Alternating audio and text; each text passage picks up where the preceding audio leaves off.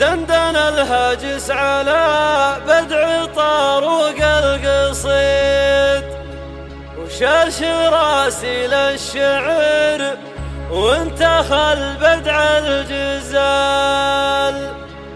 شاعر فكري ملي ما أجيب إلا الجديد، هاجسي يطرب على مدح دربنا الفعال.